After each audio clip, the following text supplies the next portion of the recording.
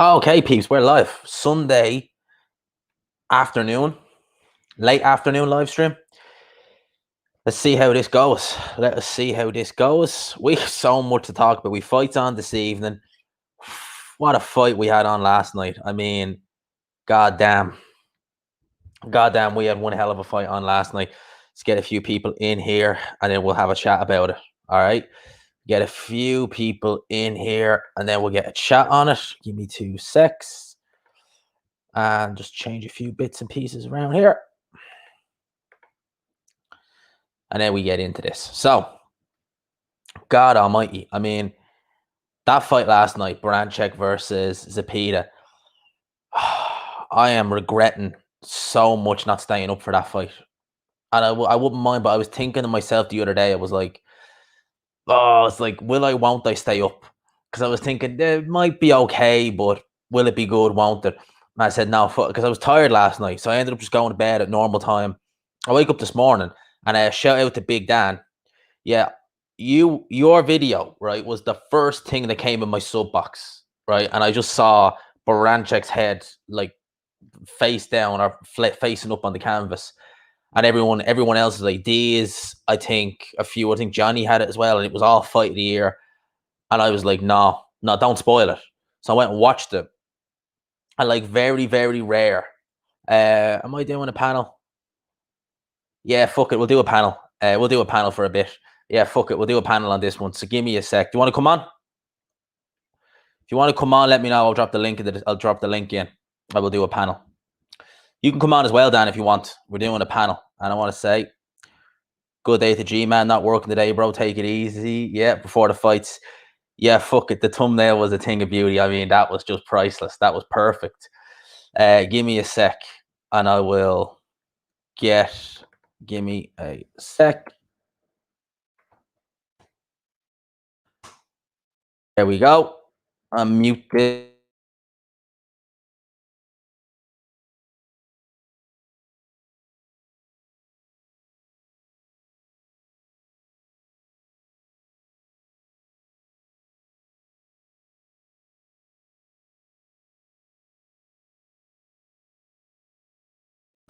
Right. So link is there in the chat. If anyone wants to come on, we'll talk about this fight. The reason I have to stop there was because that's a one-way mic. I need a two-way mic. I have a two-way mic plugged in now. So link is there in the description. Big Dan, if you want to come on, oh, you're already on the screen there. Big Dan, if you want to come on and mark, there we go. Shout out. Yo, what's up? Man. What a fight, man. I am so pissed off I didn't stay up for it, man. You know what? I wasn't.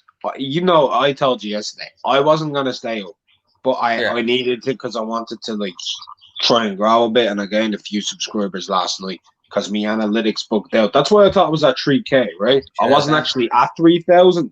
I was at 2,970. I got up to 3K because my analytics messed up because of last night. But I was gonna go to sleep and say I'll watch it in the morning. And then, like, I just turned it on and I said, I'll watch the first round. If that happens, I'll stay and watch the fight, right? Yeah. Best decision I ever made. Man, waking up this morning, and I didn't really, look, I thought this fight might be good, but I didn't expect much from it. Like I said, I saw Dan's thumbnail, I saw D's, I think I saw Johnny as well. And I was like, I got to watch this fight. Didn't watch any post-fights, just was like, got to watch this fight. I was looking at this first round thinking, how the hell did Baranchyk lose this fight?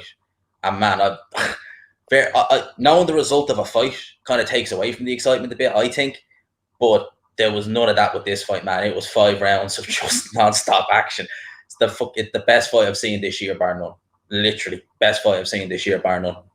Mate, it was fucking insane. That genuinely might be the best fight I've ever watched live.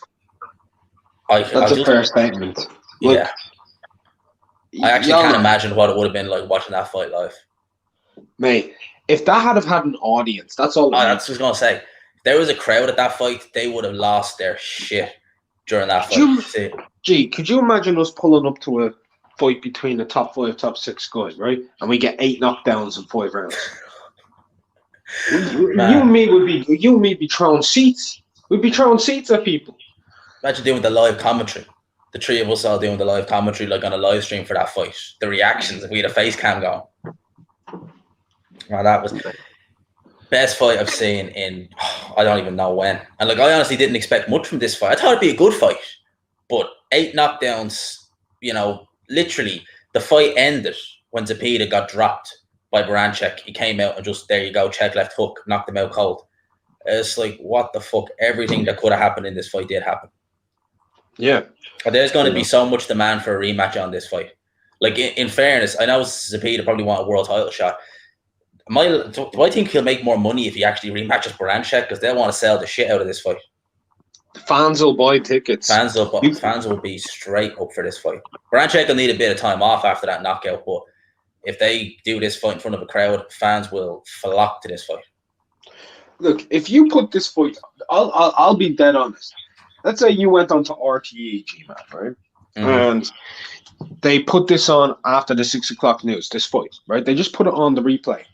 6 o'clock, after the 6 o'clock news, and say these two are rematching in Croke Park. They're having another. They'd sell out. Oh, yeah. They'd actually sell it out. They'd sell that, no problem. They'd actually, just off of the fight, people would be like, I'm going to see that. Yeah. And honestly, it doesn't matter who wins it. It's one of those fights where even in losing, it doesn't matter who wins or loses. People just remember the fight. They remember the knockout, obviously, but they're just going to remember the fight. So both guys done. Oh, man, I just can't believe. I can't believe I didn't stay up for it. And it was so 50-50 that I was like, fuck it. I'm just going to go to bed. I'll wait till tomorrow to do all these fights. Worst decision I could have made this weekend, bro. Worst decision I could have made. Yeah, mate. Like, you must be gutted that you didn't watch that live. I am. I fucking am. And, you know, like I said, man, it's rare. When you know the result of a fight, I don't know if it's like this with you, but you kind of takes a little bit away from it the next day. Yeah. And I mean, yeah. I was in awe. I was watching this fight as if I was watching it then and there, as if I was watching it live. That's how good it was. I was just like, this fight is crazy. Here's a weird thing, right? People are saying fight of the year, right? Like, you know what I'm like, man. I've watched, I don't even know how many fights, right? This fight specifically, in terms of excitement, entertainment, craziness, unpredictability,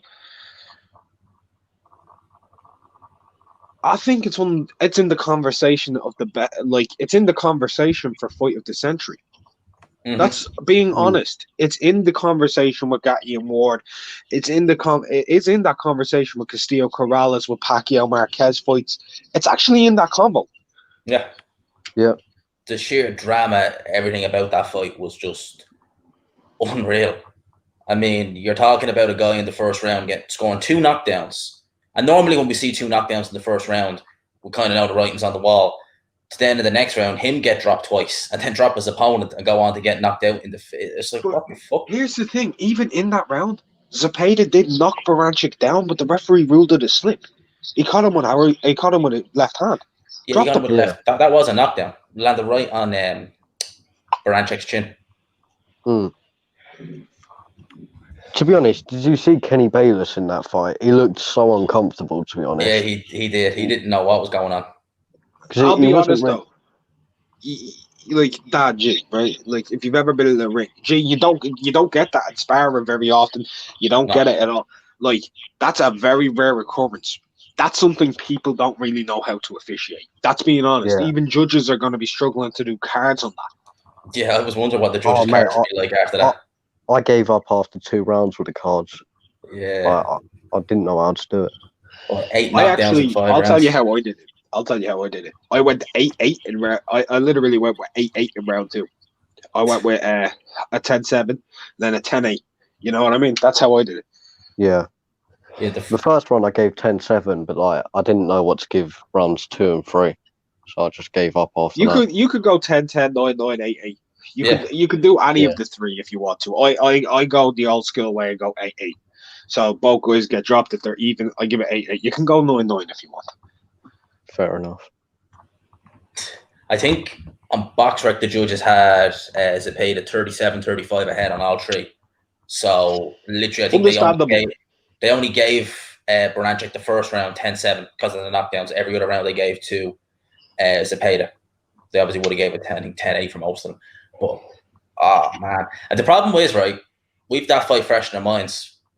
I don't know, but a lot of the fights tonight, they're going to be, in my mind, some of them are going to be anticlimactic because we've been given a treat last night with this fight.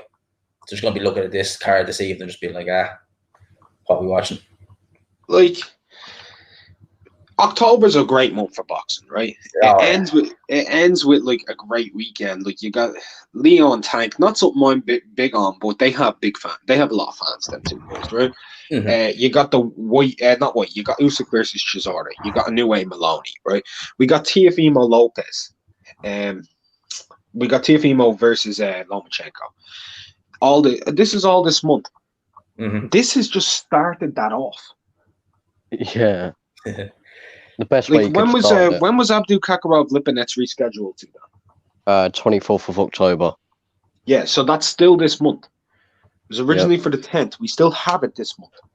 So we're good, guys. We have some good fights to look forward to. If that's the none of them are going to touch that. None of them are going to. No. It's going to be very hard. That's a fight that comes around once, I think it's like you said, once every, 10, 15 years, we get a fight of that like level of drama, of that just had everything in it.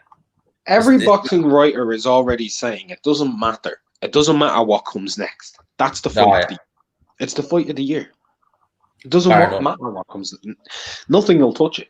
It's in a different league. It's in a once like you get these fights. You might have 4 or 5 of these every 25 years.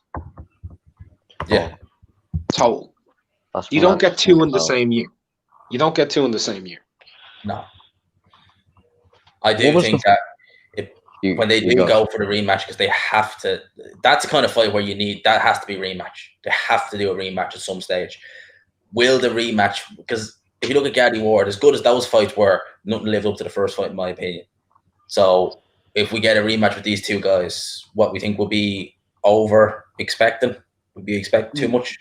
No. People will be expecting it not to be as good. But what we can expect is no matter what, these two are equals of war, the way they clash. You know what I mean? At the very least, I reckon, like beforehand, someone asked me my thoughts. Do I think we'll have knockdowns? I said I think we'll have 2 or 3 knockdowns in this fight, right? That's what I'll always expect from the two of them. Baranchyk's balance, Zepeda's left hand, and Zepeda doesn't have a great chin himself. There's going to be knockdowns. It's just how they line up. It is how they line up. The wild swinging of Baranchyk, the timing of Zepeda, and then the fragility of Zepeda too. They both hit like trains as well. It's just one of those fights where it's just always going to be good. The only thing would be where Baranchyk is after this fight, you know. That's the only thing, because that knockdown was bad. That's a bad knockdown. After how much damage he took as well, like that's something that could end a career. I'm not trying to be funny. I don't want to say it. I don't know what type of damage he has. I hope the man's all right, because we do need to say that right now. Oh, yeah. It was a worry seeing him on the ground as long as he was. And even though Zepeda won the fight, right? Even though he won the fight, he was on the canvas 4 times himself. Oh, yeah. And he took big shots as well in there. Let's not forget that.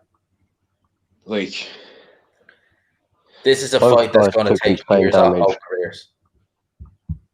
Both guys' careers have been shortened by this fight. But it's a legacy fight at the same time. And as much as I've said Zepeda wants a world title shot, he wants to crack at Ramirez. The amount of interest in this rematch will be such that it may actually benefit more in financial sense to take the rematch with Baranchyk when he comes around and when he gets like fight ready again.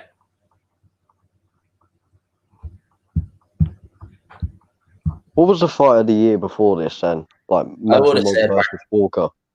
Maybe. No, I would have said Martinez versus Harris. Or not, yeah, Martinez versus Harris. That would have been my fight of the year. Before this anyway. But this, I'd say Charlochenko had a very good show.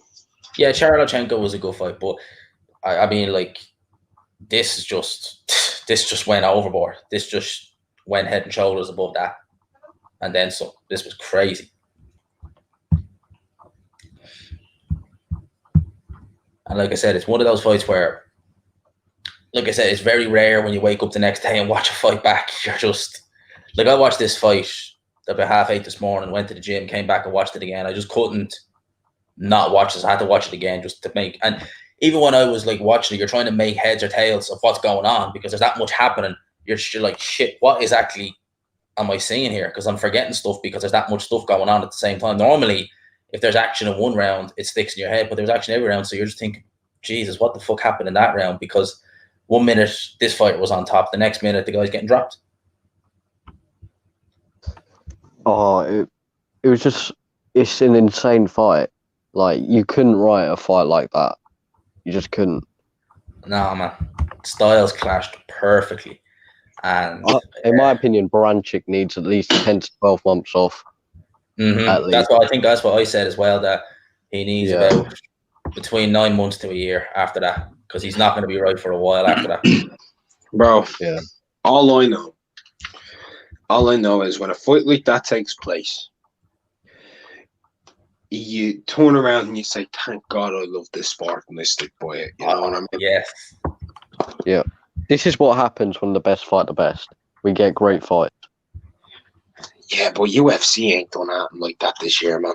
Yeah, I know. That's the thing. Boxing's when boxing and UFC, when the UFC do best versus the best and boxing do best versus the best, it's no competition. Boxing comes out on top. It's just that we need more. We need more of this. We do. 100%. Imagine that isn't even the number 1 and 2. No, it's not actually. That's either 4 and 5 or 4 and 6 or 5 and 6. That's kind of how they're rated.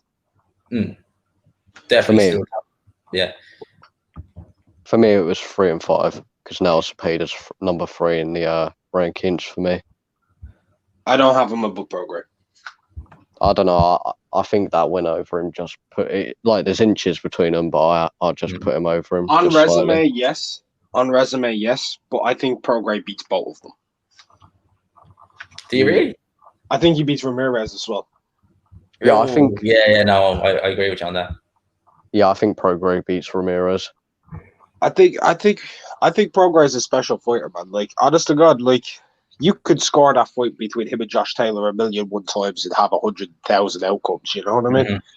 It's just that's an apples oranges fight. What do you prefer? Literally, Prograde is a special fighter. I think he's the most underrated fighter pound for pound on the planet. Definitely, because if he beat Taylor right now, Taylor wouldn't be talked about as pound for pound. If they had to give Prograde the win, would you guys scream robbery or would you have been like fair enough? No, I wouldn't have. I would have been fair enough. I gave it to Josh Taylor every time I watched it, but I would have been fine with Prograde getting like a 7-5 decision because it was such a close fight. That's the same as me. I gave it to Taylor, but if they gave it to Prograde, I wouldn't have complained. And I hope Taylor doesn't move up to welterweight to fight Crawford. I hope the super lightweights just fight each other for the next few years because this is if the best division in boxing, man. I've got to agree. We have the talent in other divisions like Superfly, right? Superfly's put on spectacular fights over the last few years, whatever. The little guys like Chocolatito, Estrada, Rung Basoi, all them, right? Ioka, we've Tanaka in there now. In depth, it may have the best quality of fighters, right? 140, maybe not as much quality, like in terms of, but all these dudes are fighting. They're all fighting each other. And it's madness. Exactly. Yeah. And we're getting great fights like this out of it as well. They do. They all need to stick around. They need to stick around. Josh Taylor needs to stay and fight these guys again. Fight all these guys because this division is just we're going to get one good fight after another. Seriously, that's what we're going to get out of this division. If they just all knuckle in and fight one another. Let's say Taylor and Ramirez fight and one of them wins, and then they say, I'm moving up to 147, right? Let's say that happens. And all these belts get scattered all around. Let's make a tournament, boys. Another one. Let's go. You'll have Giasov and Ergashev in the fray then as well. So you throw those two guys in there. Tiafimo might move up at that point, right? You can throw him in at 140. No matter what the outcome with Loma, he'll be a good addition. You got Prograde. You'll still have Ramirez or Taylor, right? You'll have Pedraza, Zepeda. You still have Baranchyk. You've got Cicero. I mean, that division is freaky. Postal as well. Yeah, Postal as well, man. Look, what the hell? I didn't even say his name. That's this is such a good division in terms of depth and the fights actually happening. It's excellent in both. Yeah. I can't believe someone had the audacity to tell me 135 is a better division. Like, I can't believe that's mad. It's not a better division than 140. 140 is doing the business right now. It is stacked. And if these all fight one another, we're going to get great fights every time. Every single time. The thing is, Like- we could be saying this about every division if the best just fought the best. Exactly. We could get Exactly, great that's fights true. like this. If they done like a World Boxing Series style tournament for all these divisions, that's what we get. Just it's like the video you did earlier, Dan. That's how you get the good fights. You put them in a tournament style like that. They have to fight one another. Therefore, we get good fights every time, rather than just Like- wait years for all these guys to finally decide, okay, we'll fight each other now. Like, look at heavyweight, right? A lot of fights that we want haven't taken place, right? But we can all agree. Wilder versus Luis Ortiz 1, great fight, right? Great fight. Dillian White versus Cesaro 1 and 2, great fights. Mm. White Povetkin was a class fight to watch. It was great entertainment. Joshua Klitschko, these fights are all mad. People are like, oh, Fury fought 2 bums back to back. Is everyone forgetting how good that Fury Otto Wallin fight actually was to watch? It was madness. Fight to watch. Yeah. And that's what happens when you get the right fights against each other. They're good fights. So just make them happen. Like Dillian White versus Parker was a good fight, It was a hell of a fight. Yeah, that was a very That's good a fight I fight. want to see again. Yeah, it's a fight I want to see again. A Even fight I want to fights see between- is go ahead, then. Even fights between some of the guys who are lower down the rankings, like Chisora versus Takam, that was a great fight. Oh, that was a hell of a fight. I remember Yeah. that was so much fun to watch that fight. I mean, Kavnatsky and Charles Martin was a good fight. Kavnatsky versus what's his name? Millennium. Ariola. They threw hundreds of points. Oh, Hundreds. Thousands, The two- wasn't it? Yeah, the 2 fat guys throwing like they broke CompuBox. Oh no. Like, let's just be real. If you get fighters near enough the same level all fighting each other, it's going to be great. Yeah. The problem is we're not getting enough of that. The problem No. is we're only really getting that in tournaments like the World Series of Boxing. And that's because they have to. Even then, we're getting, obviously in cruiserweight's case, yeah, we're getting the best. But in others, big up intangible every time. How's it going? What's up? What did you think of last night's fight? Baranchyk versus Zepeda. Fight of the year? By far.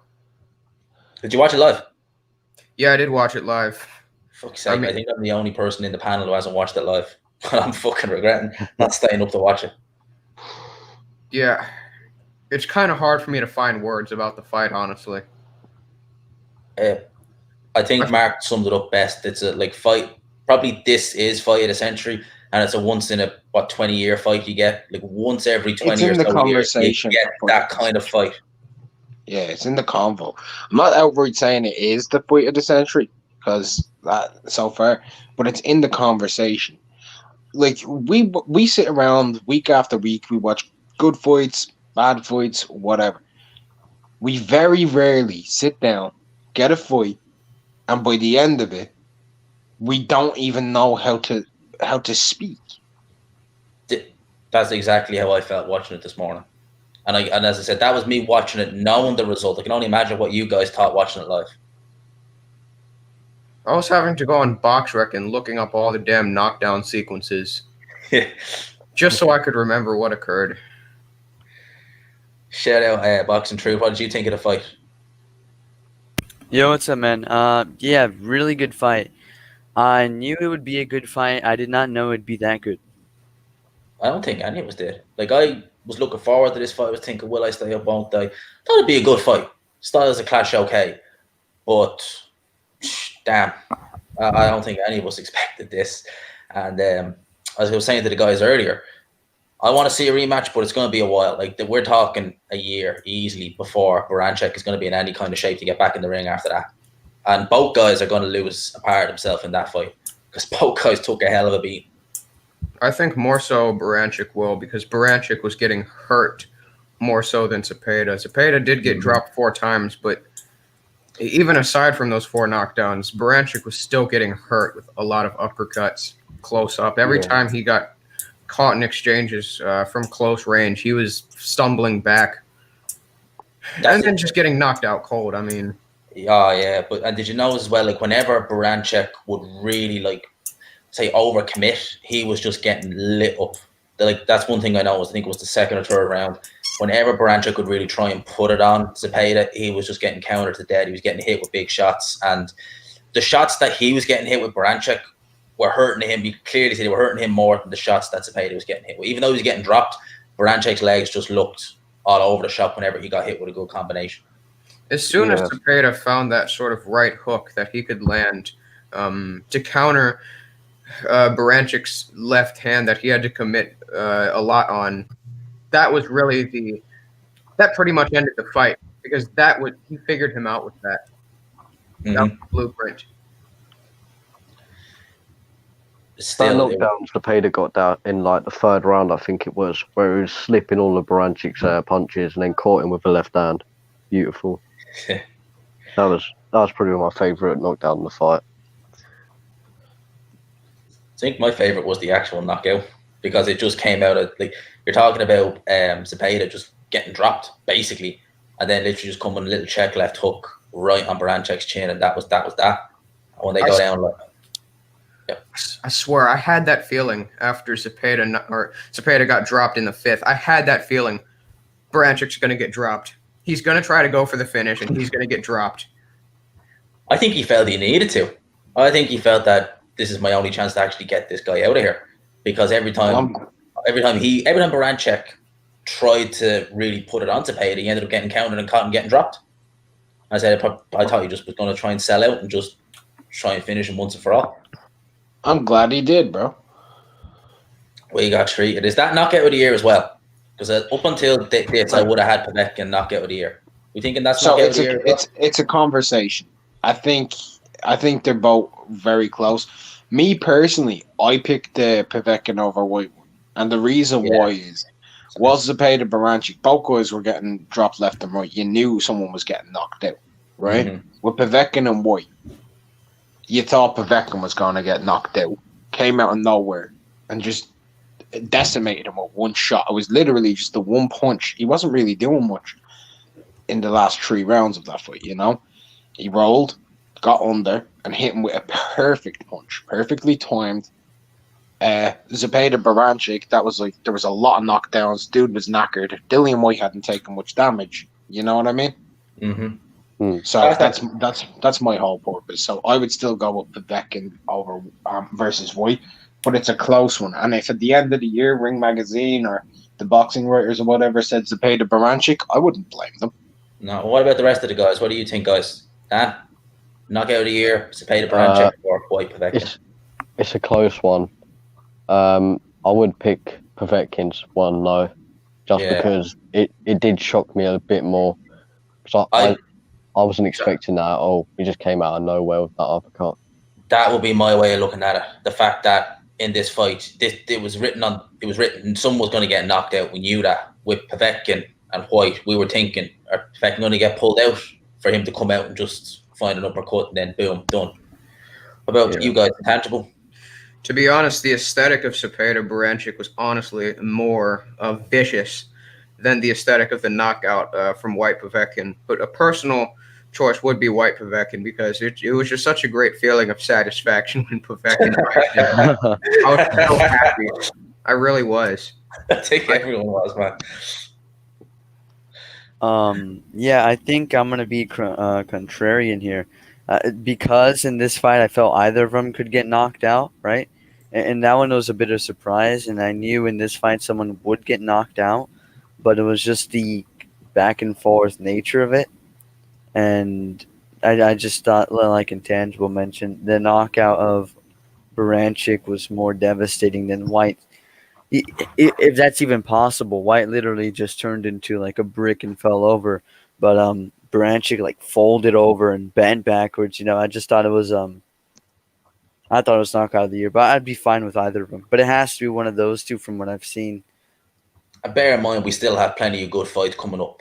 Like in this month alone, we've got loads of good fights. If this is like the start of October, as Mark said earlier, we're in for a good month because we've got good fights coming up. We've got, plenty of, big names, heavy hitters. So we're going to get good fights this month. Boxing is back, man. But it's nice to actually have some good fights to talk about because this year, I think we all thought it was going to be a write-off in terms of boxing and what we get and the level we get. So for us to get a fight like this, especially this year in 2020, where it's been fuck all, just to get a fight like this year, it's brilliant. It's brilliant to be able to talk about it. So what are we thinking about this evening? What are your thoughts on Buatsi versus Kalik and Kennedy versus Babic? Because I've talked to Mark about it, but I haven't asked any of you guys. What are your thoughts on it? So we'll go boxing through. What's your thoughts on the fights this evening on the matchroom card? They're solid. I'll probably tune into them, but I don't know how much I'm gonna pay attention to them. I think they're just fun fights for me, anyways. I think Buatsi and Babic are gonna win. How about you, Intangible? What are your thoughts on the card tonight, the matchroom card? Alan Babic just fighting. That should be fun. I don't know too much about either of their opponents, Marco Kalic. I assume they should both win. I was thinking, because I watched a couple of Kalic's amateur fights, and I was thinking, okay, he might be okay. But then last night I can't remember who the guy was fighting, but it was a pro fight, and damn, if he fight, it was some journeyman he was fighting, and if he fights like this against Buatsi, I think, Mark, you might know the fight. It was in like some kind of like little hall. I forget exactly where it was. All of his fights have been in little halls, yeah. Yeah, but I forget the guy's name. But if he fights anything like that against Buatsi, yeah, I see what you mean about putting money on the fourth round. He's not going to last 4 or 5 rounds. Seriously, I was shocked how poor he looked. So I'm thinking my prediction of eight rounds. Yeah, that's going up in flames. That was the fight that went the distance, wasn't it? Yeah, that was the fight that went the distance. Where he looked terrible in it. Yeah, so that was a fight against a guy called Becca Mukalizivi or some shit like that. Long name, yeah. And they gave it unanimous to Kalic. It wasn't a unanimous kind of fight. It was like it wasn't every single round. It was like he won 3, maybe 4 of the 6 rounds. And this is a guy going in with Buatsi, so I think the writing for that is on the wall. What's Big Dan? What are your thoughts on the matchroom card? Are you going to watch it, or what's your thoughts? Yeah, I'll watch it. It's not a good card, especially compared to what happened last night. But no. I've got Babic winning round 5. I know Niall Kennedy is a tough guy. He can get enticed into a brawl. So if he just keeps his wits about him, doesn't get enticed into a brawl, he can go further than like 2 or 3. But I do think Babic will stop him. And for the Buatsi fight, I've got Buatsi inside 8. I think you're being generous there on Kennedy's chances, man. Like, when I look back and think of sparring sessions I've seen him in, and when I look back and think of his fight with Evan Vargas, and when I look at like Alan Babic, I'm just thinking, yeah, this could get really nasty. This might not even last a round. Seriously, if it's in my head what I'm thinking of, this might not last a round. Seriously. We'll see. That's the fight I'm looking forward to the most, just purely because I'm actually quite a fan of Alan Babic. Like, I love watching him fight. I just love guys. I love watching guys like him who just go out. They don't give a shit. They just throw bombs from the first bell. And that's what I like to see. So, yeah, Niall Kennedy is the style that could bring out a really good fight, because he's not going to be like Winters, who's just going to try and move a bit. He's just going to meet him head on, smack bang in the middle of the ring, and be like, right, who's got the better chin? Who's got the bigger balls? And Babic is always going to be exciting because he's either going to run over you or get ran the fuck over. Yeah. Yeah. Do you know what? I'll pay for the Usyk Chisora card if they do Babic versus Allen. I wouldn't mind that. No, they're having him fight Huey Fury, which is just worst case scenario. Oh, if that fight occurs, I might not even watch the card. No one's gonna pay. I might just watch Usyk Chisora like the next. I've honestly said this. If that fight's on the card, I'm not buying it out of protest. That's the honest truth. Out of protest, I'm not paying for anything where Dave Allen's on a pay-per-view again. You can put him on my favorite fighters card, and that's what they'll be doing. Usyk's one of my favorite fighters, you know? I ain't buying that crap. If What we if he's Dave in there Allen with versus Maki anyone, Medov? What's that, Big Dan? What if he's in there with Maki Medov? Arsenal back Makhmedov. Yeah. Yeah, no, I'm not buying it. Even though I know he's going, I'm not paying for it. I don't care. I don't care if he gets beaten up. I don't care if he gets murdered in the ring. I don't care if he gets castrated. I couldn't give less of a crap. I'm not paying that man any of my damn money.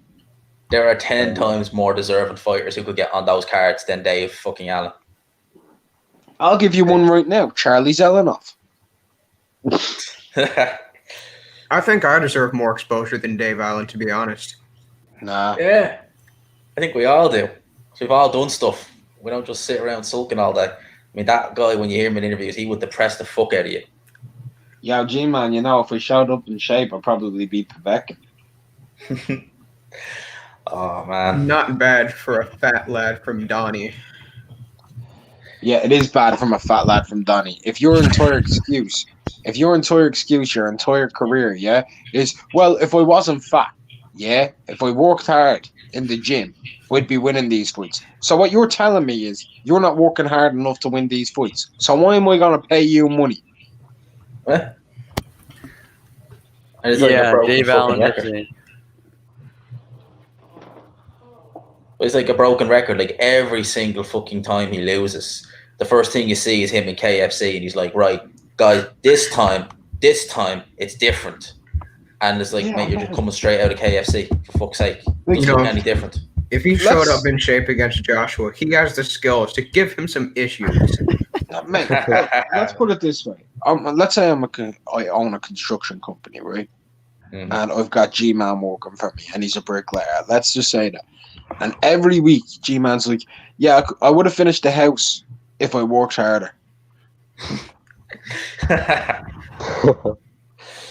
But not bad from a local lad, right? Fuck you. You're fired. That is similar to how it is, though. It really is. It really puts things into perspective. It's like, if I was in shape, yeah, I could have won a British title. But, but this time it's different. But If he wasn't my friend, I'd pick him to lose the fight. Tony Bellew. Really?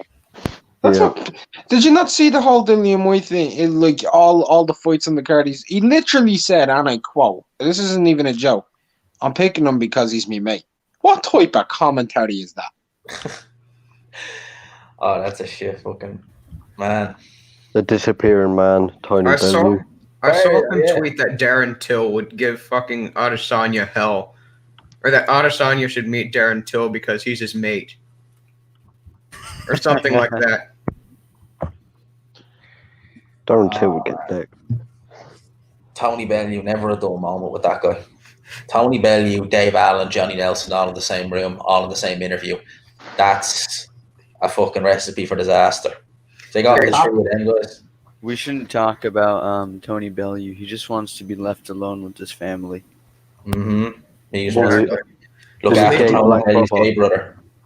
Yeah. Big Dan, that profile picture, that's my favorite picture ever. It is. But seriously, with You've Bellew, got to use G-Man in your video. I should have used that. I was actually snapping when I finally hit upload, and I was like, "Fuck! I didn't put David Pricey in a suit." look, like with Bellew, right? There's so many horrible things I could say about that man, right? So many that I would get my own channel deleted if I went on my full thoughts on him, because some of the stuff he does is disgusting. It's just downright disgusting. Away from commentary, like I'm gonna say, the most disgusting thing he does is he uses his dead brother-in-law for sympathy, and he still does it. Fuck off. Yeah, people like that are fucking parasites. You see it on YouTube with other people as well, not in boxing, just in general in terms of other channels. He's trash, man. I think me and Dale talked about this once, that we both, I don't know about the rest of you guys, but when Bellew was coming up, fighting guys like, Nathan Cleverly and guys in the first fight, I actually didn't think he was that bad a guy. I just thought this guy's all right.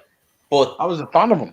yeah, I went to didn't his think he was fights. that bad. I never went to a Bellew fight, but I actually quite liked the guy.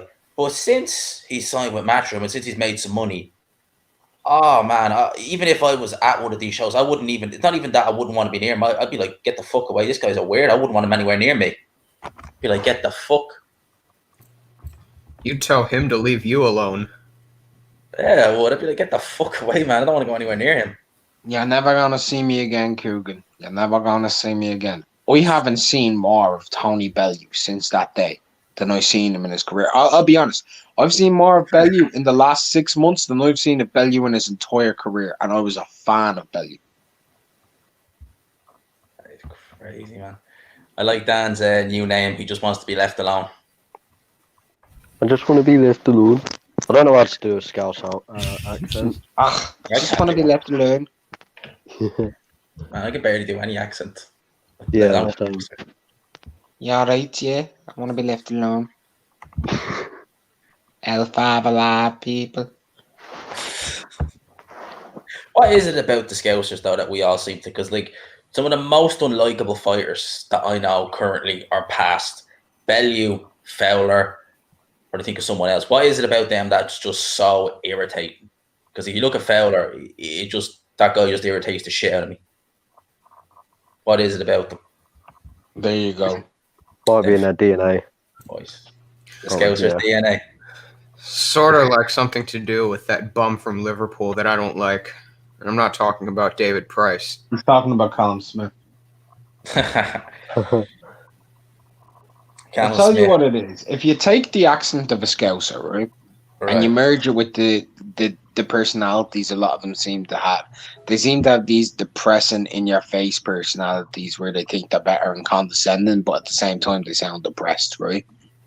That's pretty much what it is. And then you merge it with the accent. It's not good because the accent is very difficult. Like on a board, it's grand. On these lads, though, it's like,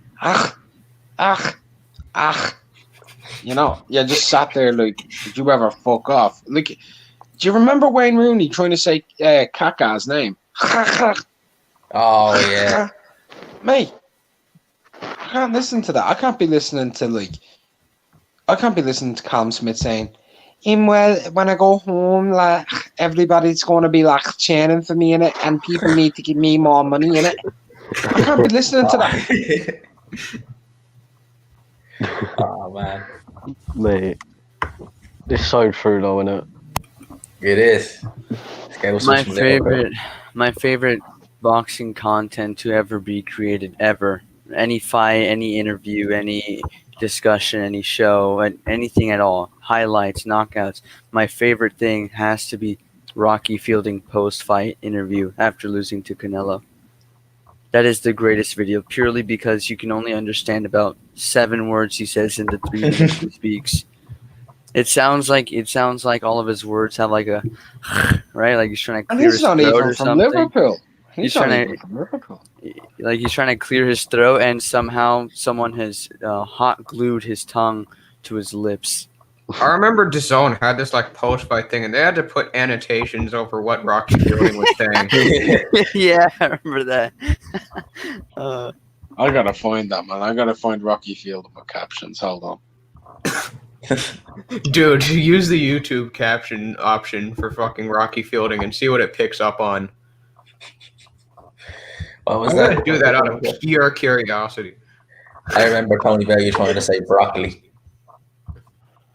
Broccoli. Broccoli. Oh my god.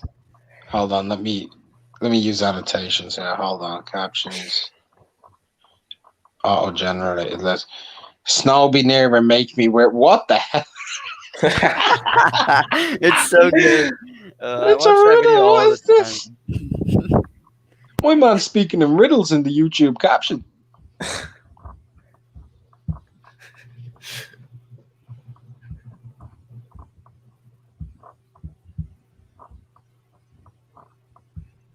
It's a nice video. Wouldn't call It's it a the best, great- but it's a very nice video. It's an all-time classic for sure. I was exaggerating a lot. What? That video is not literally my favorite piece of boxing Oh. content, but it's hilarious. It's maybe one of the funniest pieces I've seen, purely due to the fact that he has subtitles and he's speaking the language. My favorite piece of boxing content ever made was when Kugan Cassius told Prince Patelli to cave his midget head in. Oh, you remember That's that? a good one. That's also a good one. I see a video of him apologizing the other day. My favorite video of all time is Anthony Joshua tells me to get the fuck out of his gym. A review. Oh my time. Oh, we can't talk about Toyan Bill. That's different level. Oh, Tyan. Yeah, that's like Baranchyk Zepeda level. That is the Baranchyk Zepeda of YouTube videos. All of his videos are, man. Like his titles alone, nobody makes better titles. No. Did Adam Smith kidnap Madeline McCann or keep her in the basement? He had to take his Tony Bellew video down, so I'm afraid to say the title of it, or else I'll get your stream taken down. Yeah. Man, Oh my my streams God. are solid. Did you hear what he said about Michelle Joy Phelps in that video? Oh my god. Fuck. Yeah. hell. Thanks for that, yeah. Thanks for that, yeah. Tyan boot the gem of boxing. I Tyan might TV. stab him like Kell Brook.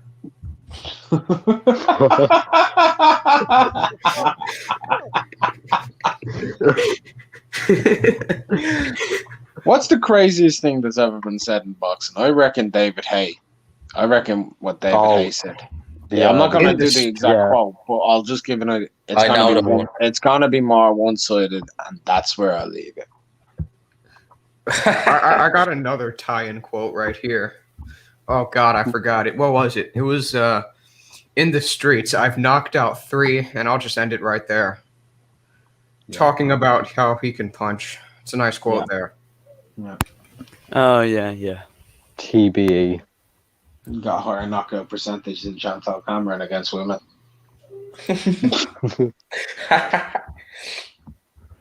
That's crazy, man.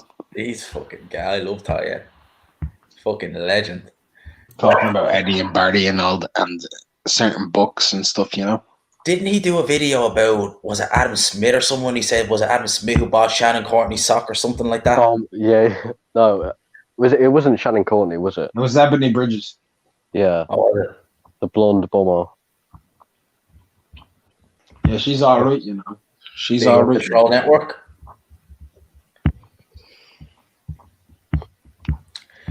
Tyan, what's this say? Predictions for tonight. Oh man.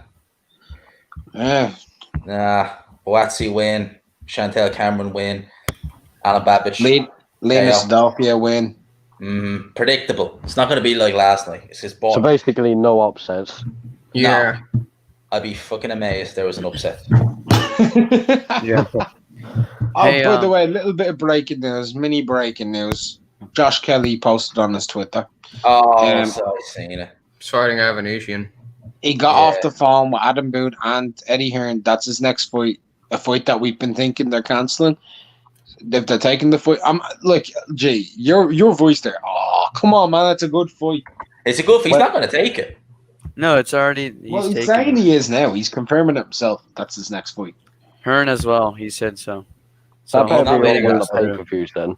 Also, I think the Lipinets Abdul Kakarov fight is being it's so happening October this 24th. weekend. October. No, I thought it was 20th. this weekend. My bad. No, it was meant to be this weekend, but that fight got cancelled.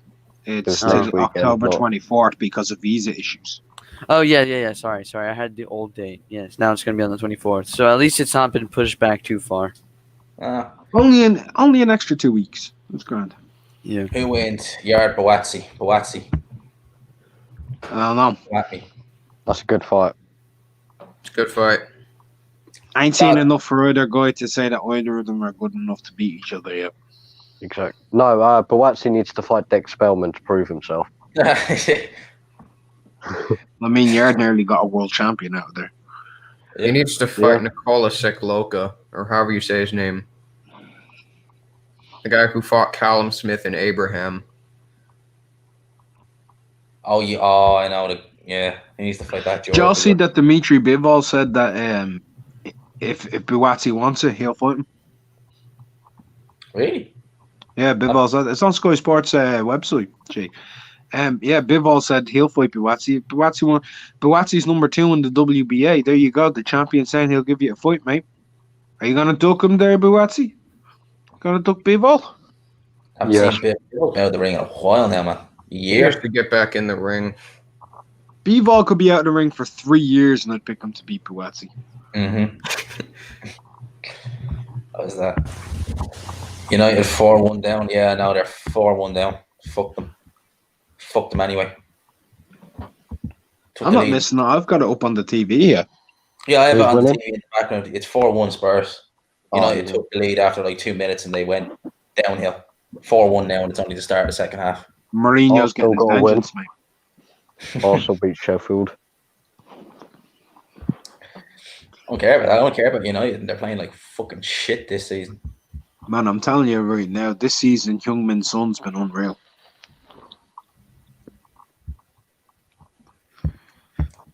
He got 2 goals in this game, and he scored 4 in one of the games as well, didn't he? No, did he? I remember last time Kane and him scored like 3 Yeah. goals between them. They went ham last game. I think it was the last game. I Then kind of thought Southampton about won it. this as far as 4-1. combining boxing with other sports. You know, what if in boxing you could trade and waive promotional companies could trade and waive fighters? Yeah, that'd be pretty Yeah, cool. Just imagine. Intangible. Most of us don't understand the American franchise way of doing stuff. Yeah, I know, but Mark, I'm sure you partially do. Just Agreed. imagine if Matchroom No. could trade Michael Hunter for Charlo, and they could make Charlo Andrade, and cash considerations. But who's Michael Hunter Hunter's not gonna with fight that? Matchroom. I don't know. Put him in there with Wilder, and then throw Wilder away after that fight. I get the idea. It would be great if they could trade people for one-off fights or two fights or whatever. Like, for example, Matchroom, they trade Bivol for the winner of Lomachenko Teofimo Lopez, right? For a one-off fight. That way, Top Rank, they can have Beterbiev versus Bivol, and Matchroom could have the winner of that fight versus Haney. Oh, That'll work out a treat. That'd be so cool. Do you get what I mean? I like the idea. It's a hell of an idea. I'd love something like that. Pigeon trade Dave Allen for Adam Kalnaki. Oh yeah. Trade Dave Allen for Kalnaki. Fuck me. We try not to mention. We talked about Dave Allen already, Pigeon. We don't want to bring the stream down anymore. We don't want to mention him. Who's mentioning Dave Allen? Pigeon. Pigeon. Pigeon, Trade listen. Dave Allen for right? Kalnaki. Trade I'm just hoping this Trade gets Cash back. Ali for. Look, man, I like all of these guys, man. I like all of them, right?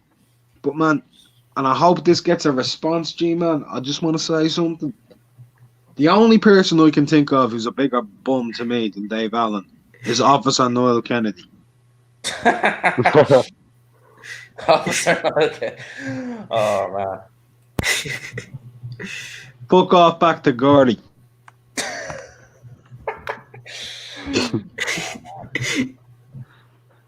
If he's got a problem, give him me number, man. Man, well, I feel like it's mandatory to bring him up whenever I'm on a stream.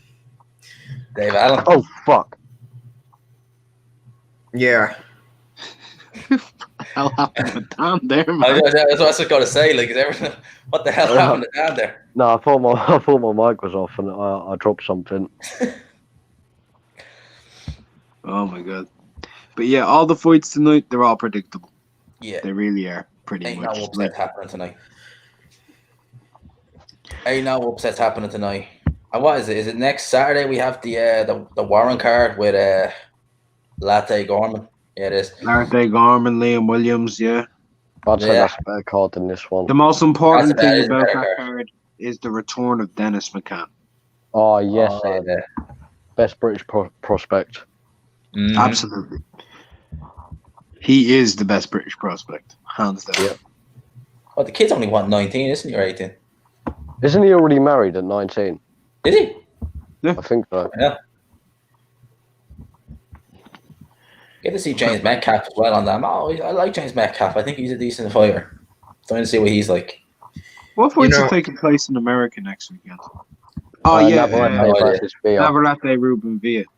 Yeah. Yeah, I'm looking forward to that. Looking forward to see Navarrete get back out there.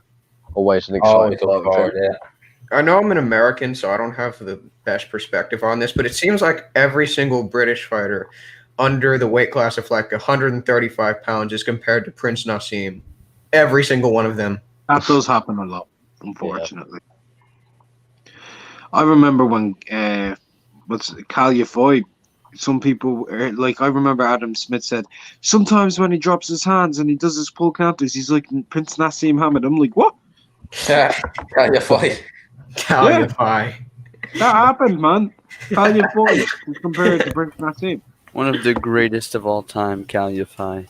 Mm-hmm. Oh wait, guys, we forgot there is an important fight next weekend. We got the return of Arslanbek Makhmudov next weekend. Who? Arslanbek. I'm just Canada. kidding. I'm just kidding. David Lemieux's fighting some. I don't think that's someone. next weekend. Is that not during the week? No, it's next week. No, it's next 10th of weekend. October. During the David- week, doesn't Cromwell return on Wednesday? Charles Cromwell. He's returning on Wednesday. David Lemieux is washed up. He shouldn't be on any of these shows. No, man, he's fucked. I want But to see he, Lemieux. but he versus ain't Wilder, on a though. show, bro. He ain't on a show. He's headlining Mm. Oh yeah, against that is Francie and Tetu. Guys, I have Francie and Tetu. I have a very random question. Shoot. Babic, what round do you guys think he wins? Who?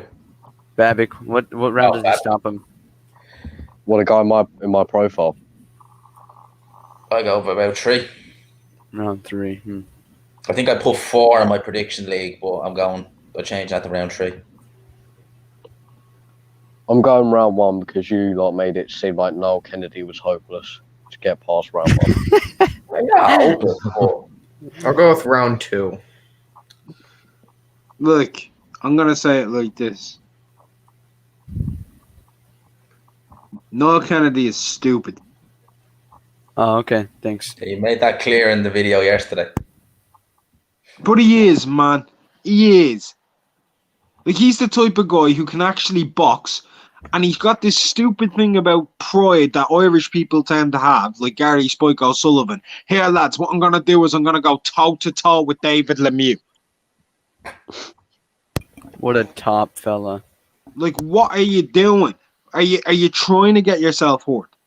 Like, if this guy was actually a good boxer, he'd stick on his jab, stick and move, he'd get the hell away from Babic, he'd take Babic into the 4th, 5th round, right? Tying him up, making sure the dude can't land on him if he could do anything. That's what he would do. But no, he's going to go in there, he's not going to move his head, he's going to plant his feet and trade out with him, and he's going to get his head taken off his body in the first 2 rounds. Because that's what he does, and that's how he fights, because he doesn't think. He's a typical Garda. Dumb. Well, I always love seeing a guard get beaten up. That has to be said. And yeah, I can't see anything other than the Babic win. Can't see it. It's probably 2 or 3 rounds, seriously. It'd be fun when it lasts, don't get me wrong. Noel Kennedy has a style to, entertain us, so we're going to see some good shots getting thrown, definitely. But yeah, in terms of upsets, ain't going to happen. Ain't going to happen. You heard about who Zhili Zhang's fighting next? He's fighting the guy that sparks Noel Kennedy out. Yeah, he's fighting Haney. Vargas. Vargas, yeah. I just Devin, yeah, fuck. Yeah, Zhili Zhang's fighting Devin Vargas. Oh my god! Have you not seen Eddie Hearn? He's saying that he wants to make Joshua versus Zhang. Yeah, in China. He hasn't been saying that recently though. He's been saying that for 3 years, man.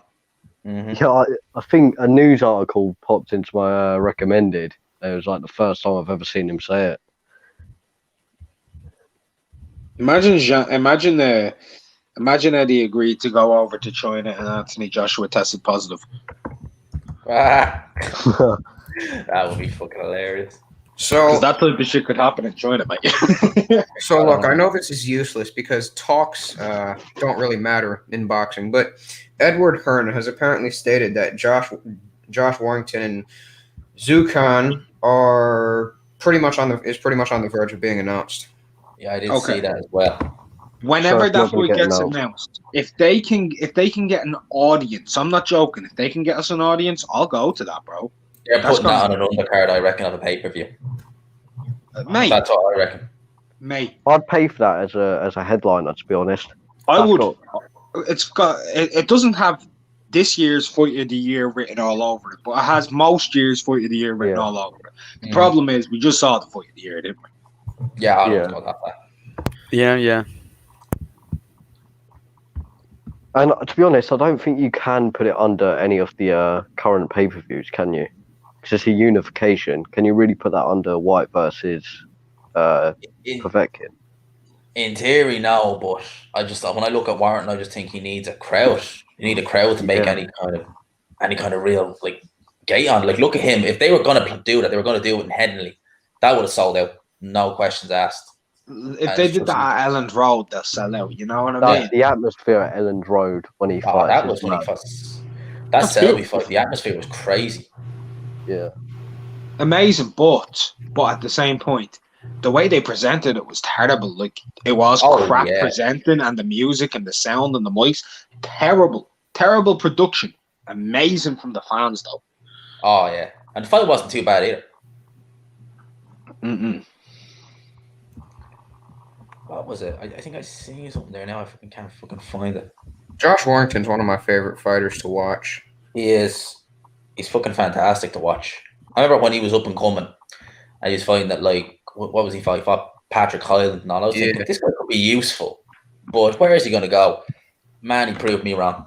Although, in fairness, I did always think he'd beat Lee Selby, and I'm not saying that I wasn't doing videos or something, but I never rated Selby, and I thought if he could beat anyone, it'd be Selby. Yeah. I mean, look, what really let me know how good he really is was how he just beat the crap out of Frampton. Yeah. Oh, yeah.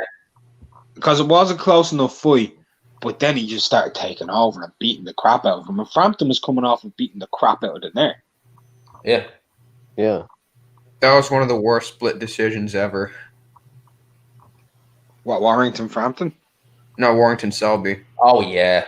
Warrington Selby, yeah. That's I one don't of the know worst. how that happened, man. Lee No, Selby. neither do I. How many rounds did Lee Selby win? A half I round? gave him 1 round.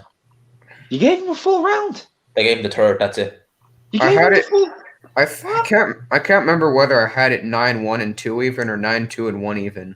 Do you know what I had it? I had it 11 and 1 even. I gave Selby the third, and that's it. That's because I don't give even rounds too often. Well, if I was given the third, man, I wasn't giving it to Selby. Yeah, maybe he landed a couple more punches, but he doesn't hit as hard as Warrington. Nope. So, and Warrington don't even hit hard. I know that when Lee Selby hits you, it's the equivalency of like tickling your dick with a feather, does that? It's like, oh, that tingles. You know? Interesting. Bit kinky there, Lee. Now take an uppercut. I remember Selby when he fought Montel. And I remember the size difference was ridiculous in that fight. Montel was like a flyweight at one stage. And literally every time Lee Selby hit him, he was just like, nope, I'll keep coming. I'll get on you like a bad smell. That told me straight away when I seen that, I was like, this guy can't punch for shit. I like how real quick, I like how IBT is like Mark seeing him, Kennedy spar in person, so he needs every. G-Man seen him spar in person. Anybody who's ever gone to a boxing gym in Ireland, or like, there's a few boxing gyms he's sparred at. Mostly it's in Celtic Warriors, but he's sparred up in Crumlin and everything. I mean, That's why I asked the whole panel. In fairness, oh, I he's just don't. muck. He's muck. He's muck. Yeah. G-Man, you're gonna get an email about this, aren't you? Likely, probably. Yeah, we'll tell him to deal with me. Yeah. I hope not. God bless you, but you suck. All right. G-Man, Can't take thank you for criticism. having- Don't be a pro boxer. Go ahead, IBT. Thanks for having me on. I got to bounce, but I'll be in the chat. Every time. Thanks for coming on. All right. Peace. Thank you. Peace, bro. All right. Have a See good ya. one. I really just don't like him, man. Is it because he's a guard or is it just in general? He's just a cunt. Hold on. Give me a sec. I'm gonna fix things. Give me a second. Simon brought something up about Parrish. Why hasn't Anthony Victor James Yoka versus Johan Dualho been counted on BoxRec? Yeah, Something to do with the commission. Mhm. Something to do with the commission, I think. And he missed another drug test, huh? That's the first No, thing I thought of. I don't think it was honestly. a drugs test. That's the first think it thing was I something thought with of when the I show. seen it was gone. But yeah, it probably is something to do with the show. But Yeah. that's Yoka. That's the kind of name Yoka has for himself. The first when I saw that it was gone, I was like, drug test, wait and see. That's the first thing I thought of. He is a good fighter, though. Oh, he is a good fighter. Don't get me Yeah. wrong, he is a good fighter, but I wouldn't mind, but the drug test came after he beat the crap out of Dave Allen. Of all the fighters, you don't need to worry about drug tests as Dave Allen. Shout out. Yeah, that's literally. I left it blank. That's for the demonetization of this video, because my views on Noel Kennedy will get you demonetized every time. Shout outs. Thank Yes. you. Yes, now I can recite My Ty first and Booth's video demonetized. titles. Thank you. Now I can finally save Ty and Booth's video titles. I'm so happy. No, you can't. There's a difference between demonetizing and getting a stream taken down. Considering I've said things in the past in streams and they're still monetized now, no problem. And I've said like controversial enough things about you know what, they're still monetized, no problem. Yeah, but mate, I'm calling the police officer a cunt. True that. Well, thank you for that. Anyway, so at least I recoup some of the losses. Thank you. Did he say if Warrington versus Kanzu's happening this year or next year? Said there were the dad's talks. Yeah, that Which means we're probably gonna get Warrington versus Wan Heng Meniot. That's the fight we need to see. Wan Heng Meniot's TBE, boys. Yeah. He is. 54-0. See what Mayweather said about him? Oh, that was funny. They're out And here. then he got the statistic wrong as well. Yeah, he has 5 wins against champions, not one. You dumb. Yeah, Floyd, get it right, Brett. I'm still surprised Floyd was able to write that message.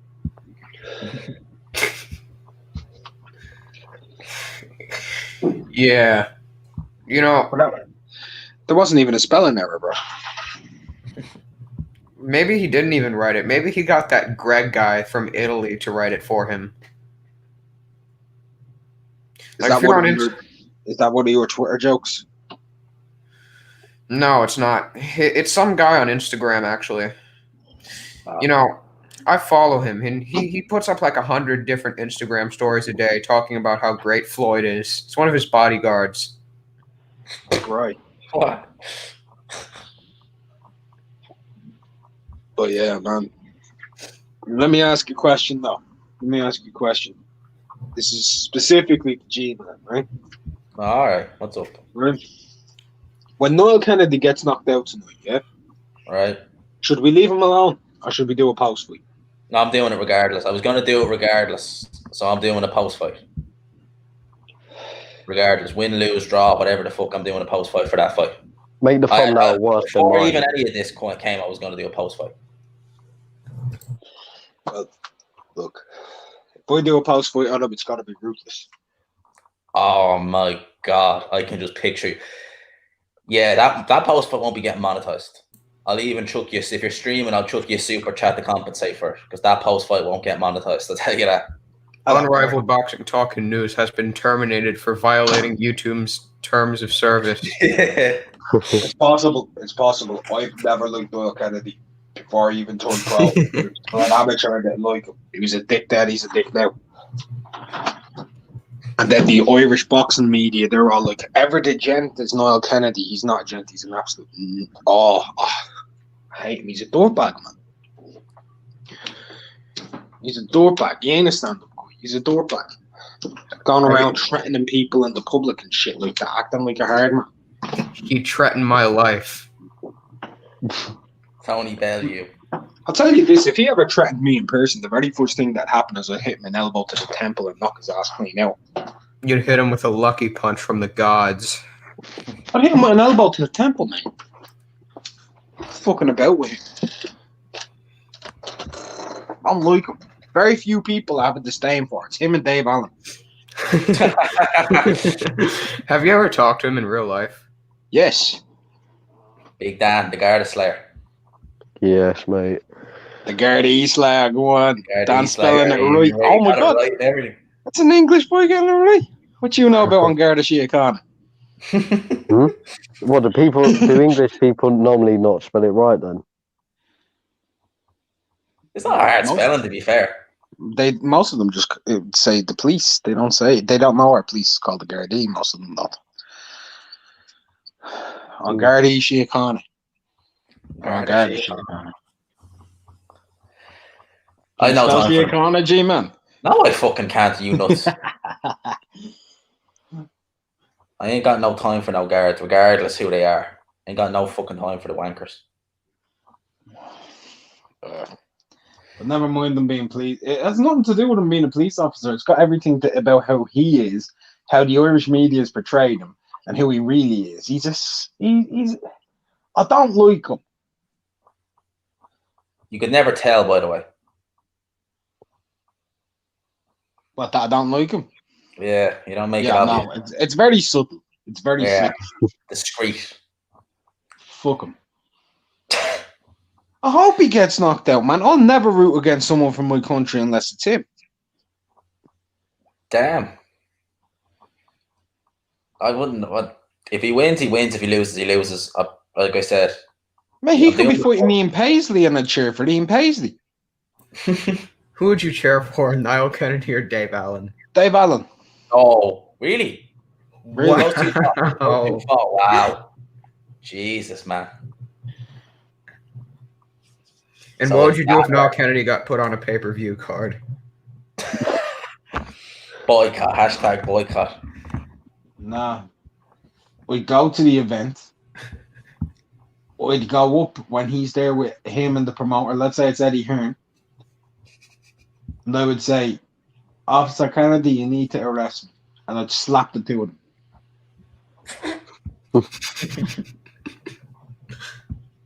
I would slap both of them.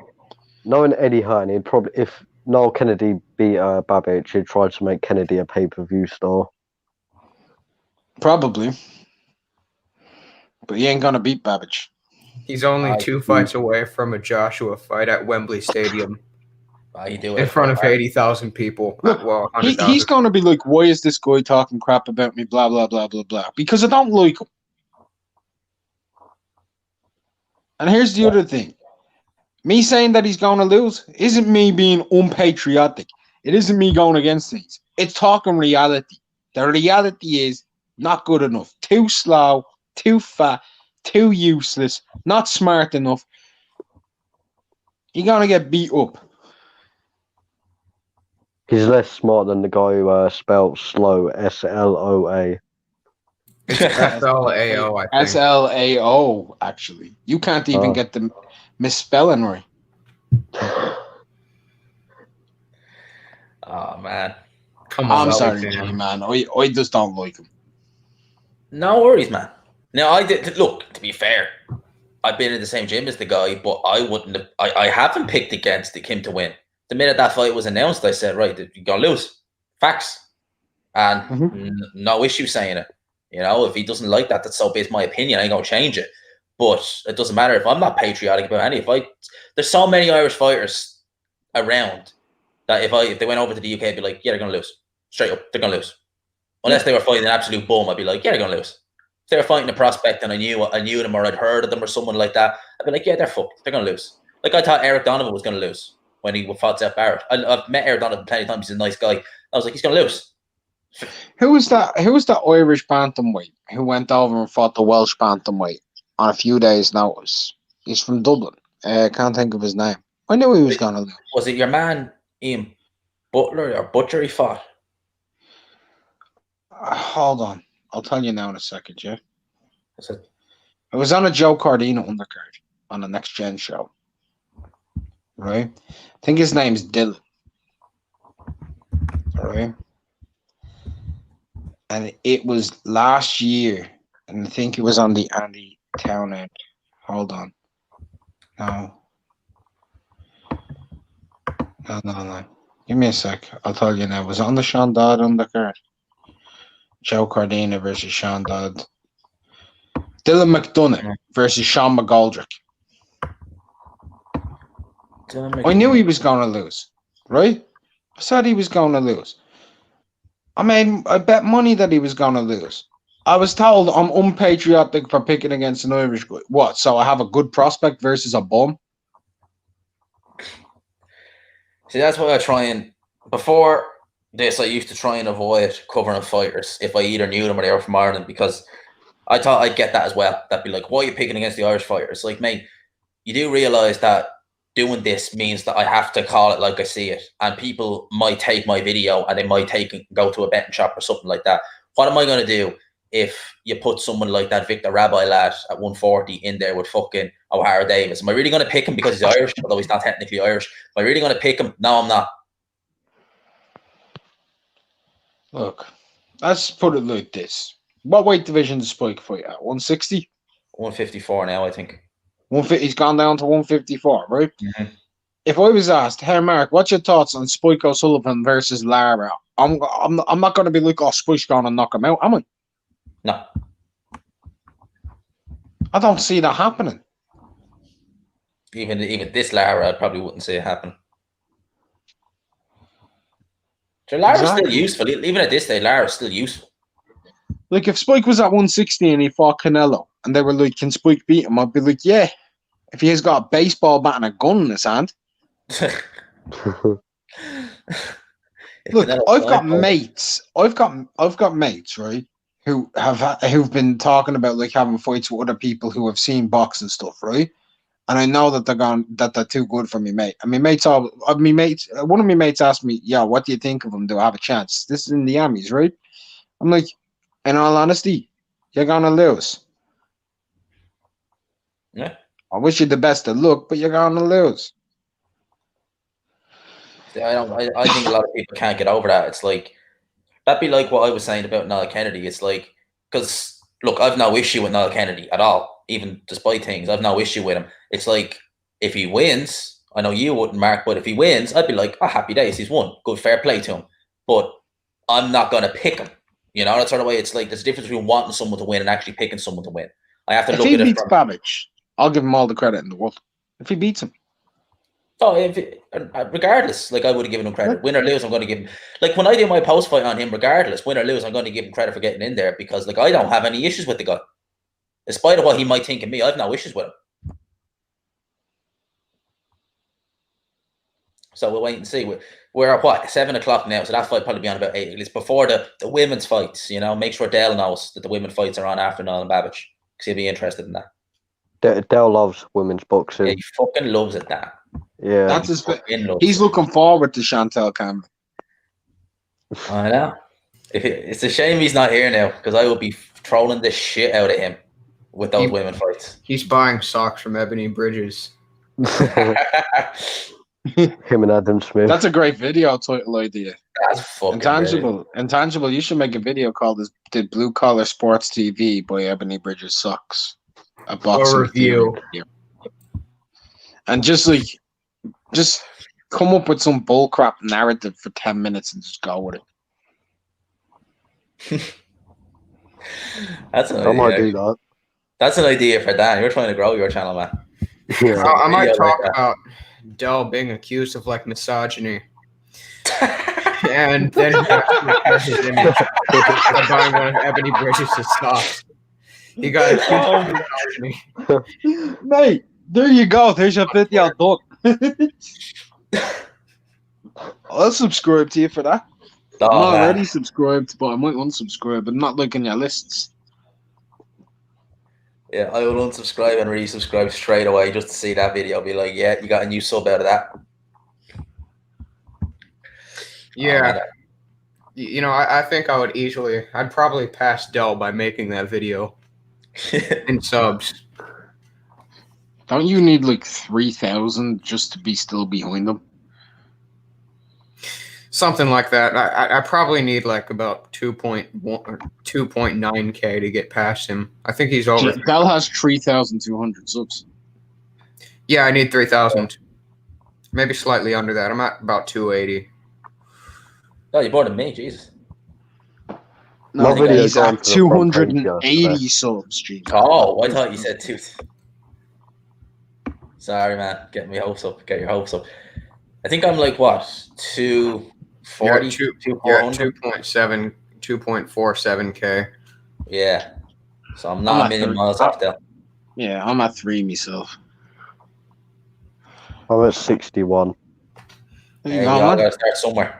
61 subscribers off of how many videos, too? 6. Do you know how Made long 6 it took? videos.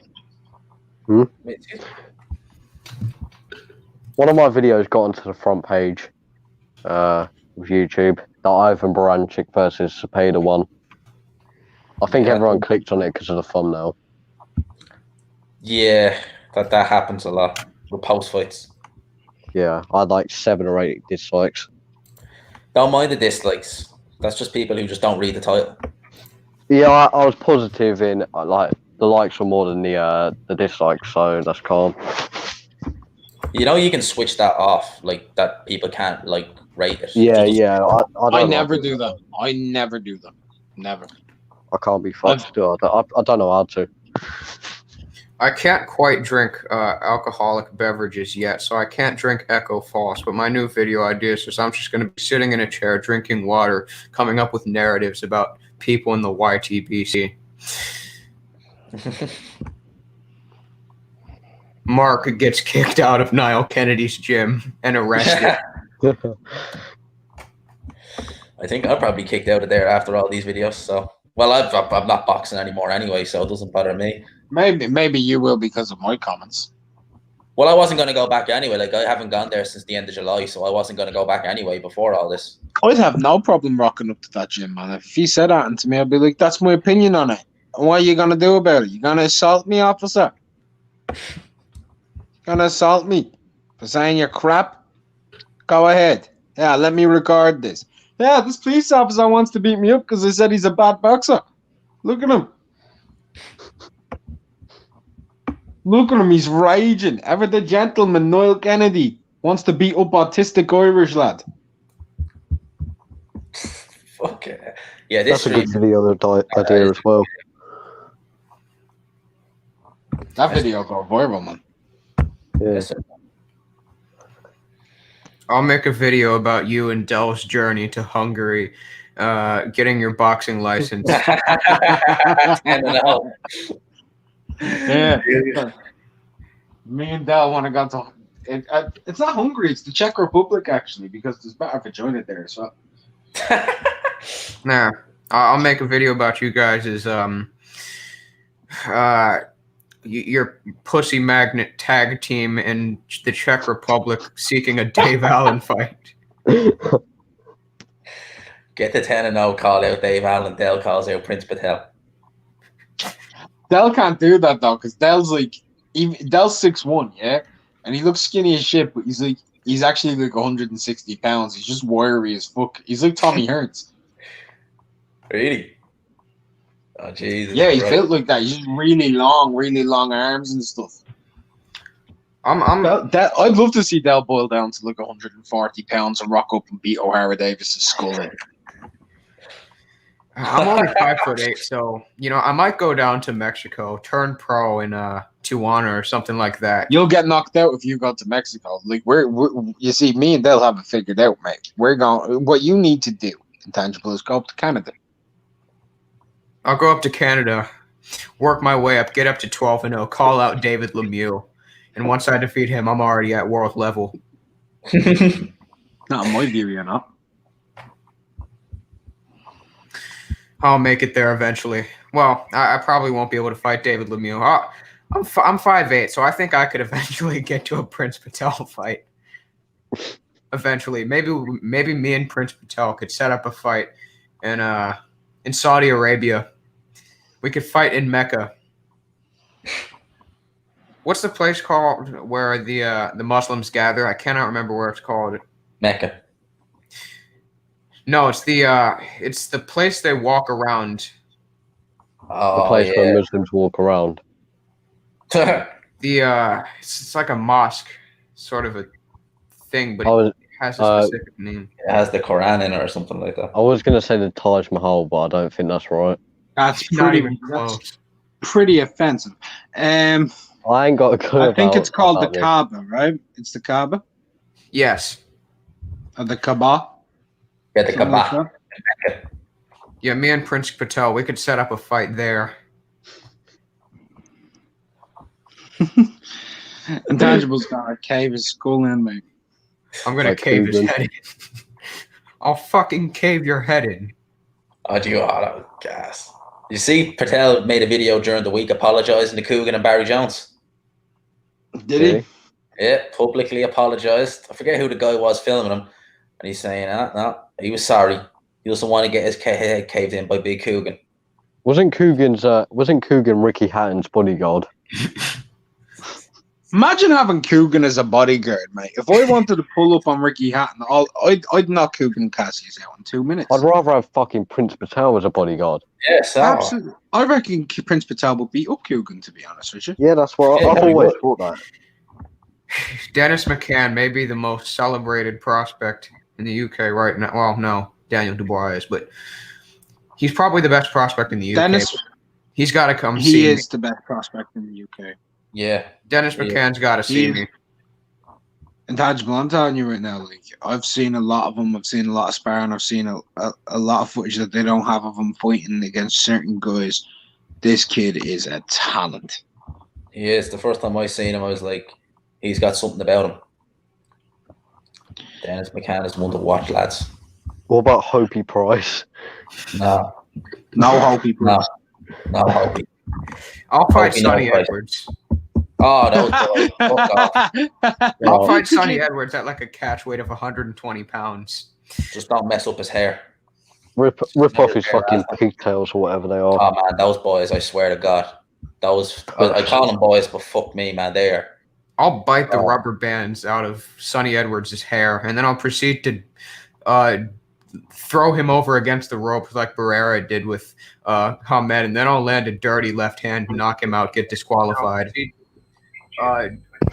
Throw him over against the ropes like Barrera did with Hamed, and then I'll land a dirty left hand, knock him out, get disqualified. Yeah, exactly. That's facts right there. Hey, what's going on? What you all up to, man? What you all What's up up, to? bro? Up. You're right, mate. Yeah, I just thought I'd pop in, just say hello. So Sunday, On the panel. nice to see you all. Nice to see that everyone's well and enjoyed their roast dinner. So yeah, To see you nice, man. To see you nice. to see you nice. To see you nice. I was a bit drunk the other night. Sorry about that, Mark. I'm a bit sober now. We're all right, man. Did you break out the Stellas and then break the missus back?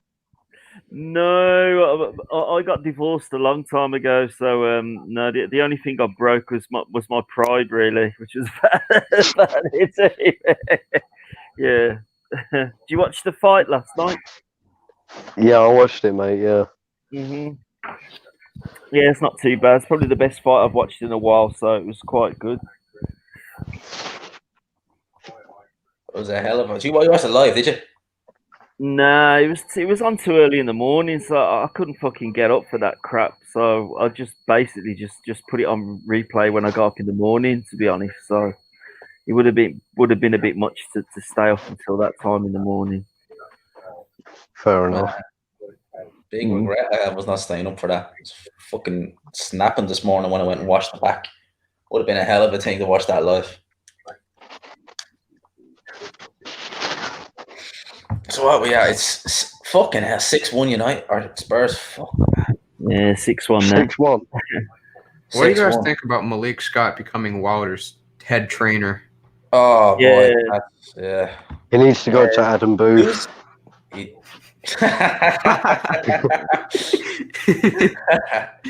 Big Dan, that is your next video. Why Adam Booth? Why every fighter needs to go to Adam Booth? Every fighter in existence, needs to go to Adam Booth. Yeah, that's your next video. Yeah, there's a lot of videos I'll about. share the shit out of that video if you upload it. Yeah, Malik Scott, after the fight that he had with Deontay, which is going back, I think, 2013 or 12, something like that. 2014. That was on the undercard of Herrera versus Garcia. Yeah.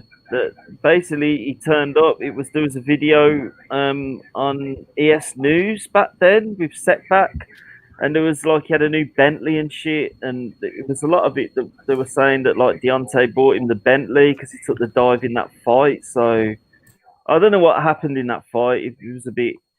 It was what it was. They're saying that Floyd's going to be taking over now with Deontay, but I don't think he can teach him anything really. He's got a straight right hand, the same as like what Floyd's got. What can he teach him? You know, it just seems a bit of a sort of non sequitur in terms of like boxing. You know, Wilder needs to train in Japan under the tutelage and guidance of Kiyoshi Hatanaka. It's not a new age trainer. That's not a new age trainer. I don't know. Where'd Marco? I think he logged off because I said that. No, he's just got an email off Noel Kennedy. Oh yeah. Yeah, he needs to type it up. Yeah, Noel's old though, and he's about nearly 40 or something. Last time I saw him. Yeah, he's not young, so he's like I think he's his head sparring partner. Think he's a what? I think Malik Scott is like Wilder's head sparring partner. Oh yeah, he'd be one of them. He's sparred for a while, but who has he even trained anybody? Who the hell is he? Like, no, he's not done anything. He used to train out of James Toney's gym in Los Angeles and do a lot of stuff from there. But he's not actually trained anyone as such. Malik Scott is like he was hyped up to be massive in the 2000s, but he never actually achieved his potential. To be honest, he's like 4 years out of the ring or something like that, didn't he? He's like had an early career in the early 2000s, then he just left and just came back then. Yeah, he's very similar to sort of Audley Harrison, really, but without the Olympic experience. He's got a bit of a padded career as well. Like I've not checked it, but I know he had about 30 or 40 fights. He didn't lose any of them, and then he stepped up, and I think he drew to Glasscock, and then I think he lost his next fight. I think it was against Wilder or Chisora. He fought. He got stopped by Chisora. Yeah, I know he's not the greatest fighter in the world, Malik Scott, but I just remember that interview on ES News, and it just put me right off him, to be honest. Do you ever see the pictures he puts up with him and his like bollock naked missus? Man's fucking weird. Yeah, he has an OnlyFans. He is a what? He has an OnlyFans. Gee, man. Didn't you say he was going to buy it? I said I would buy it if Wilder knocked Fury out in the third fight, but it was purely for entertainment. I'm not actually going to do that if Wilder knocks him out in the third fight. Don't tell anybody I said that. If Wilder knocks him out in the third fight, then that's, I don't know. Man, it's mad. I fucking hope not. Neither do I. If Malik Scott is his backup plan to Mark Breland, there's no way that happens. Yeah, that's a terrible. Who's the fucking backup to Malik? Who's the backup to Malik Scott then? Yeah. That whole team though of Wilder, like who the fuck is JDS? Seriously, who the fuck is he? Is he yoga instructor? He fucking looks like it. Fucking eyes on him. Put a pair of eyes on that lad, I'll tell you that. Fuck me. He's stretching people. Yeah. JD's is the sort of trainer, like literally, like look at Deontay and Marcellus, like swinging all over the place. What fucking boxing trainer looks at that and goes, yeah, we'll put that's fine. Yeah, we'll put him in the ring. I'm pretty sure Wilder's one of the only fighters that could benefit from having Ben Davison in their corner. Yeah, I agree. That's not bad actually, Show. Remember, I keep thinking, remember Marcellus Wilder's last fight, where your man literally, he didn't do fucking anything, and then the minute he threw his first right hook, boom, knocks him out cold. Yeah, was it Dale Long that sparked him out? Dale Long, Dale Long. Yeah. Well, he got knocked out by William Dietz then before that. That was funny as fuck. That was funny as fuck, lads. He's the Massachusetts head champion of Massachusetts. Who is? Noel Kennedy said. Wow. Okay, so be it. Ain't gonna make much difference, man. Ain't gonna make much difference. Lads, I think I'm gonna call it quits here. We're going on nearly an hour and 40. So I want to before we end, right? Dan, Intangible, a new pigeon. If you just want to mention your channels, say anything to the people in the chat. We're going to watch this back. Feel free to. I'll leave links in the description anyway to your channels, guys. Anyway, you want to say anything? Yeah, thank you for having me on. And my channel's Big Dan. I'm uploading videos regularly, so check my channel out. Thanks for having me on, and see ya. Yeah, we'll see you later. Intangible, you want to add anything? Yeah, thanks for having me on, G-Man. I appreciate it. To the people who want to check out my channel, it's Intangible Boxing News. I'm much more serious on that than I am on streams. I talk about fights that occur over the weekend, present day, and I also talk about the old school quite a bit. So if you want to learn about that or you just want to talk about it or whatever, my channel is Intangible Boxing News. So have a good one. Share Intangible. Pigeon, you want to add anything? Yeah, man, just great to have me on. Hope everyone's well and enjoying their Sunday, the day of the Lord. Jesus Christ. I'm not religious at all. I was just trying to troll you there, but keep it real, bro, and enjoy yourself. Shout out to all the guys in the chat. Want to big up Boxing Truth as well. He was on the panel earlier. He's had, anytime, man. Love having you on. Didn't plan on having a panel, but I'll tell you what, I'm fucking delighted I did because we had some good fun here. We had some good fun this evening. So, guys, I'm going to call it quits here myself. Yeah, I'll be doing post fights for Kennedy and for Buatsi. Those are the only two. Not doing them for any of the others. So we'll wait and see what happens with those. But anyway, peeps, I will shout you all out. Thanks for locking in. Talk to you later.